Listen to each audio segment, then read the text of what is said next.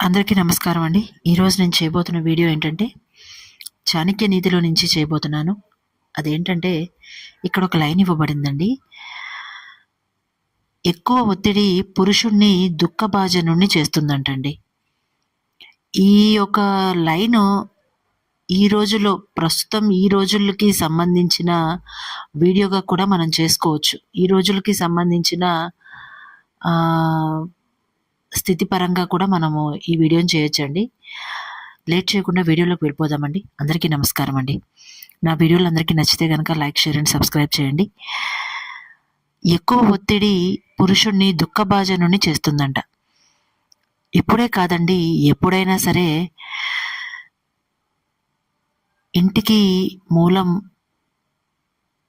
భార్యాభర్త ఇద్దరు కూడా అండి.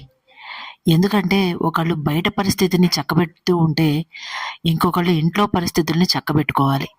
అవును కదండి. దానికి తగ్గట్టుగానే ఇంట్లో ఎన్ని సమస్యలున్నా ఆడవాళ్ళు మేబీ చూసుకోగలుగుతారేమో, నేను కాదన్ను. కానీ బయట సమస్యల్ని చూసుకోవడానికి మగవాళ్ళు అత్యంత అవసరం. వాళ్ళు బయట సవాలక్ష స్థితులని, రకరకాల మనుషులని చూడడము, కలవడము జరుగుతుంది. వాళ్ళ స్థితి మనము ఎంతవరకు అర్థం చేసుకోగలమో నాకు తెలియదు. కానీ వాళ్ళని అర్థం చేసుకొని ముందుకు వెళ్ళగలిగితే వాళ్ళకి ఇంట్లో కొత్త సమస్య ఏర్పడకుండా చూసుకోవడానికి మనము కొంచెం సహాయం చేసిన వాళ్ళం అవుతాం. ఇంకొందరుంటారు, బయట సమస్యలు ఒక ఎత్తు అయితే ఇంటికొచ్చాక వారి మీద వీరి మీద చాడీలు చెప్తూ వాళ్ళకి అదొక ఏదో టైం పాస్ లాగా అలవాటు చేసేస్తూ ఉంటారు. దానివల్ల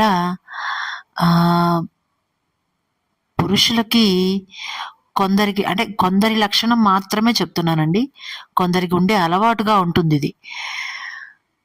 ఆ చాడీల వల్ల ఎలా ఉంటుందంటే వీరికి ఇంట్లో కూడా ఏదో ఒకటి అలాంటి కాలక్షేపం కావాలనిపిస్తుంది. ఏ చిన్న గుసగుస వినపడినా అదేమిటి అని కనుక్కొని ఆరా తీయందే ఉండలేకపోతారు. అది ఇంట్లో ఆడవాళ్ళు చేసే అలవాటు.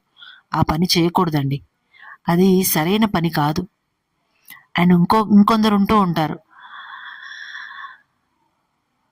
ఇంటికి వచ్చేసరికి చిరుబుర్లాడుతూ అలా కోపంగా వాళ్ళని ఇబ్బంది పెడుతూ ఉంటారు. బట్ అది కూడా కొంచెం తగ్గించుకుంటే గనక వీళ్ళకి బయట నుంచి అన్ని ఇబ్బందులు